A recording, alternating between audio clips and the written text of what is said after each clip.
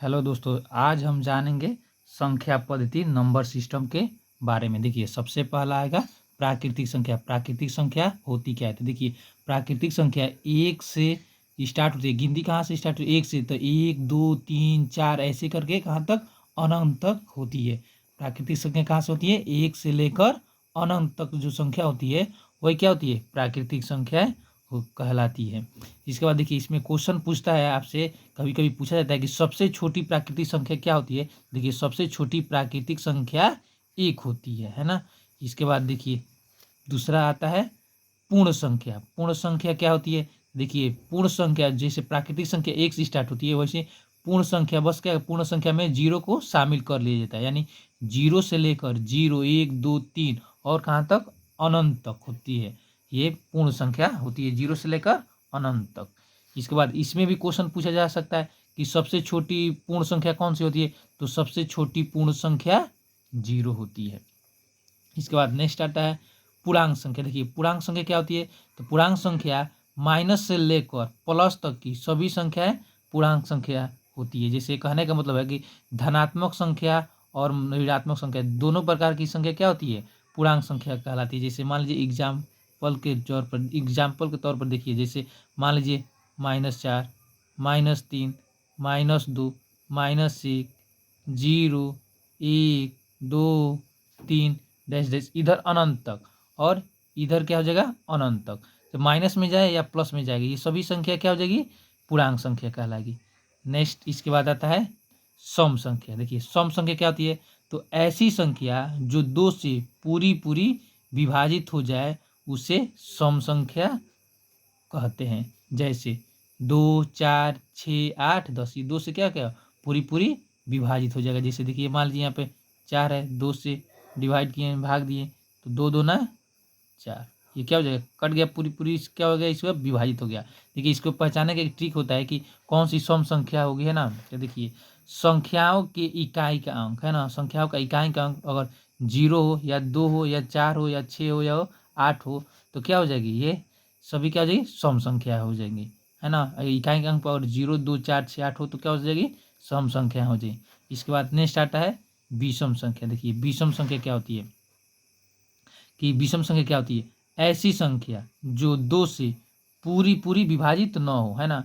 जो दो से पूरी पूरी विभाजित न हो उसे क्या बोलेंगे? विषम संख्या कहते हैं। जैसे देखिए, 1, 3, 5, 7, 9, ये क्या है? दो से पूरी पूरी विभाजित नहीं होगी। जैसे देखिए, 9 है, दो से भागने, 2 चौको 8, यहाँ पर शेष 1 बच गया, तो ये पूरी पूरी विभाजित नहीं हो रहा है, तो क्या हो जाएगा? विषम संख्या हो जाएगा। इसको भी पहचानने का ट्रिक होता है। कैसे जानेंगे कि कौन सी विषम संख्या होगा? अगर ज़्यादा बड़ा डिजिट का हो जाएगा तो देखिए, लास्ट का अंक यानी लास्ट का ये या इकाई का अंक, है ना। तो इकाई का अंक या लास्ट का अंक क्या हो? 1 हो, 3, 5, 7, 9 हो, तो क्या हो जाएगी? विषम संख्या, वो विषम संख्या होगी।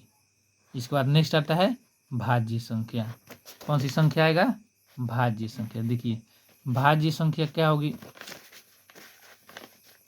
देखिए, भाज्य संख्या में जानेंगे कि एक से बड़ी ऐसी संख्या, एक से बड़ी ऐसी संख्या जो स्वयं से विभाजित हो तथा किसी दूसरे संख्या से भी विभाजित हो जाए, वो क्या हो गया? भाज्य संख्या। कहने का मतलब है ऐसी संख्या जो खुद से विभाजित हो तथा दूसरे संख्या से भी क्या हो? विभाजित हो जाए, वो क्या है? भाज्य संख्या होगी। जैसे एग्जाम्पल में देखिए, जैसे देखिए, भाज्य संख्या का एग्जाम्पल क्या हो जाएगा? 4 हो जाएगा, 6 हो जाएगा, 8 हो जाएगा, 10 हो जाएगा। अभी कैसे भाज्य संख्या का एग्जाम्पल हो जा रहा है? देखिए, 4 है, खुद से विभाजित हो जाएगा और 2 से भी क्या हो जाएगा? विभाजित होगा। 6 है, 2 से भी हो जाएगा, 3 से भी हो जाएगा और 6 से भी हो जाएगा। 8 है, 2 से भी हो जाएगा, 4 से भी हो जाएगा और 8 से हो जाएगा। 10 है, 2 से भी हो जाएगा, 5 से भी हो जाएगा। तो इस तरह संख्या जो होगा खुद से विभाजित हो जाए तथा दूसरे संख्या से भी क्या हो जाए? विभाजित हो जाए, तो ऐसी संख्या को क्या बोलेंगे? भाज्य संख्या बोलेंगे। इसके बाद नेक्स्ट आता है, अच्छा, इसमें भी क्वेश्चन पूछता है कि बताइए कि सबसे छोटी भाज्य संख्या क्या होती है? तो देखिए, सबसे छोटी भाज्य संख्या 4 होती है ना। 4 से ही क्या होती है? स्टार्ट होती है, इसलिए क्या होती है? सबसे छोटी भाज्य संख्या क्या होगी? 4 होगी। इसके बाद नेक्स्ट आएगा आपका अभाज्य संख्या। देखिए, अभाज्य संख्या क्या होती है? देखिए, वैसे ही इसमें इसका भी है परिभाषा, एक से बड़ी ऐसी संख्या जो जो केवल स्वयं से विभाजित हो उसे अभाज्य संख्या कहते हैं। यानी कहने का मतलब ऐसी संख्या जो खुद से विभाजित हो, किसी दूसरे संख्या से विभाजित न हो, उससे अभाज्य संख्या कहते हैं। जैसे देखिए 1 से बड़ी लेना है तो 2 हो जाएगा, 2 खुद से कटेगा, किसी और के टेबल से या पहाड़ से विभाजित नहीं होगा। वैसे ही 3 है, दूसरे खुद से तो विभाजित हो जाए लेकिन दूसरे से विभाजित नहीं होगा। 5 है, खुद से विभाजित हो जाएगा, दूसरे से विभाजित नहीं होगा। 7 है, खुद से विभाजित हो जाएगा लेकिन दूसरे से नहीं होगा। तो इस तरह की जो भी संख्याएं होगी वो सब क्या होगी, अभाज्य संख्या होगी। इसमें भी पूछा जाता है क्वेश्चन कि सबसे छोटी अभाज्य संख्या क्या होती है, तो सबसे छोटी अभाज्य संख्या 2 होती है। सबसे छोटी अभाज्य संख्या क्या होती है, तो 2 होती है। इसको आप लोग नोट कर लीजिए। इसके बाद आता है स्वअभाज्य संख्या। स्वअभाज्य संख्या क्या होती है, तो देखिए ऐसी दो संख्या जिनका उभयनिष्ठ गुणनखंड केवल एक हो उसे स्वअभाज्य कह सकते हैं, कहते हैं।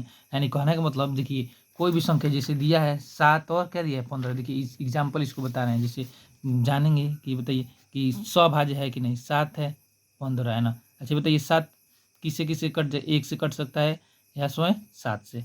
15 है, 1 से डिविजल हो जाएगा, विभाजित हो जाएगा, 300 हो जाएगा, 500 हो जाएगा और 1500 का। देखिए इन दोनों में कॉमन उभयनिष्ठ क्या मिल रहा है, सिर्फ एक मिल रहा है ना। तो ये क्या हो जाएगा, ये हो जाएगा स्वअभाज्य हो जाएगा। क्या हो जाएगा, ये क्या हो जाएगा, देखिए एक दोनों में उभयनिष्ठ मिला है ना, इसमें भी एक और इसमें भी एक, तो क्या हो जाएगा स्वअभाज्य संख्या हो जाएगा। जैसे एग्जाम्पल और देखिए, मान लीजिए 15 हो गया, यहाँ लिख दिए 11।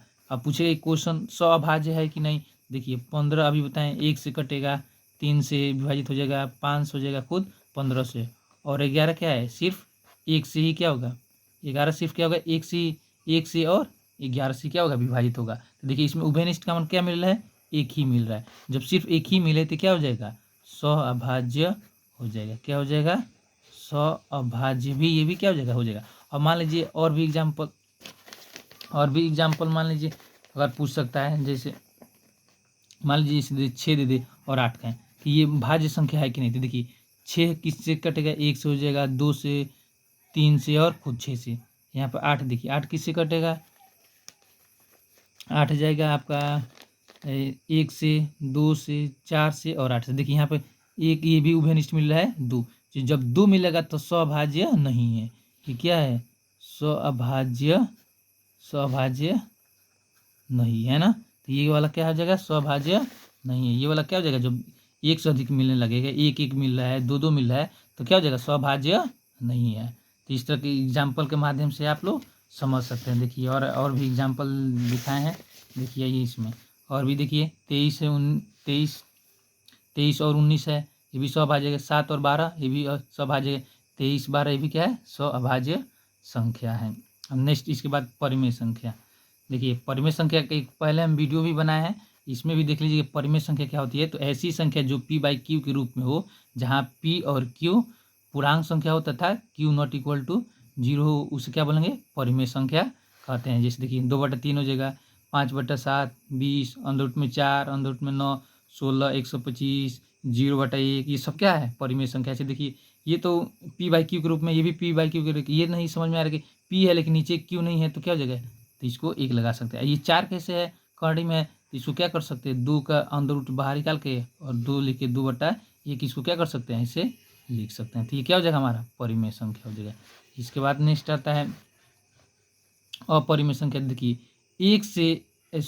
अपरिमेय संख्या। देखिए ऐसी संख्या जो p/q के रूप में न हो, उससे क्या बोलें, अपरिमेय संख्या कहते हैं। जो कहने का मतलब जो क्या हो, p/q के रूप में न हो, उससे क्या बोलेंगे, अपरिमेय संख्या। जैसे देखिए अंदर रूट 2 हो गया, अंदर रूट 6 हो जाएगा, अंदर रूट भी जोड़ा बाहर नहीं निकलेगा, चाहे π/2, π/3, पाई, चाहे ऐसे भी एग्जाम्पल में आ जाएगा 0.11, ऐसे,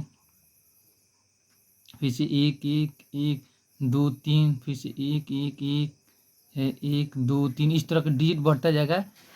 देखिए यहाँ पे इस तरह की भी संख्या अगर होगी, इस तरह का भी कि ऐसे बढ़ता जाएगा, तो ये भी क्या हो जाएगा, अपरिमेय संख्या हो जाएगी। बस यही आपको। और अपरिमेय परिमेय संख्या का अगर जानना हो तो नेक्स्ट वीडियो बनाएंगे, उसमें अपरिमेय संख्या का भी क्या अन्य उदाहरण भी दे देंगे और परिमेय संख्या का भी।